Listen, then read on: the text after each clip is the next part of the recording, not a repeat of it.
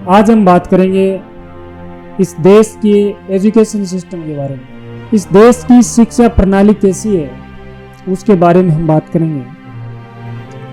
पिछले दिनों नीट का रिजल्ट आया हुआ था, उनमें हमने देखा कि ना जाने कितने ही बच्चों के साथ घात किया गया,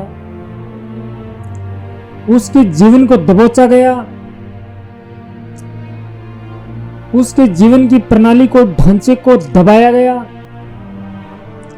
और इतना बड़ा घोटाला हुआ, इतना बड़ा स्कैम हुआ जिसकी चर्चा पूरे देश भर में है। सभी मीडिया वाले ने, सभी सोशल मीडिया वाले ने अलग अलग उन पर बात भी की, चर्चा भी की। मैं आपको उसमें बड़ी सुगमता से, बड़ी सहज बातें आपको बताने जा रहा हूं कि जो बच्चा नीट की तैयारी करने के लिए और नीट को पार करने के लिए डॉक्टर बनने के लिए जाता है। डॉक्टर बनने का मतलब है कि किसी की जान बचाने के लिए वो जाता है और वो बच्चा नीट की तैयारी में इतना डिप्रेशन में हो जाता है, इतनी मानसिकता खराब हो जाती है उनकी कि वो खुद आत्महत्या कर लेता है, जो दूसरों के जीवन को बचाने के लिए जा रहा है। और 2 दिन के बाद में खबर आती है कि वो खुद आत्महत्या करके मर गया, पंखे के ऊपर लटक गया। यह है एजुकेशन सिस्टम का ट्रैप, यह है हमारी शिक्षा प्रणाली का जंजाल, जिसमें बच्चा शिक्षित नहीं होता, उसमें बच्चे को फंसाया जाता है। फंसाने वाले में जिम्मेदार माँ बाप भी होते हैं, समाज भी होता है, देश भी होता है और देश का एजुकेशन सिस्टम भी होता है। मुझे एक बात बताओ, जिस चीज को सीखने के लिए आप जाते हो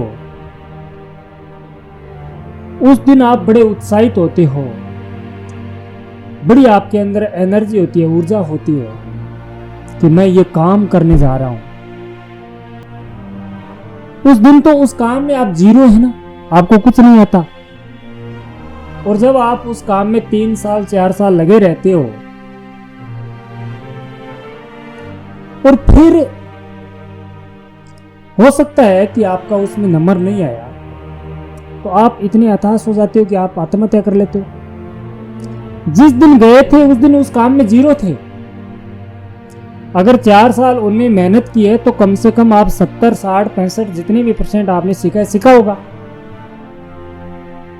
जिस दिन गए थे उस काम में आप जीरो थे, आप उस काम से एक पैसा भी नहीं कमा सकते थे।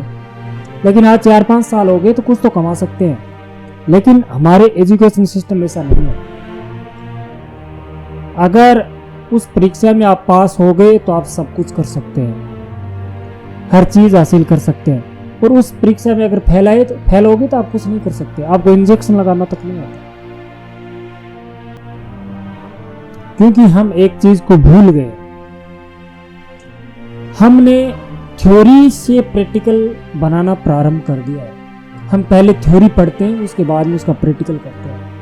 थ्योरी से प्रैक्टिकल का जन्म नहीं होता, प्रायोगिक का जन्म नहीं होता, प्रैक्टिकल से थ्योरी का जन्म होता है। जब कोई वैज्ञानिक, कोई भी दार्शनिक, कोई भी मनुष्य जब कोई चीज को प्रैक्टिकल करता है ना, तो धीरे धीरे वो उस चीज को बनाता है। और जब वो बना लेता है उसके ऊपर थ्योरी बनती है।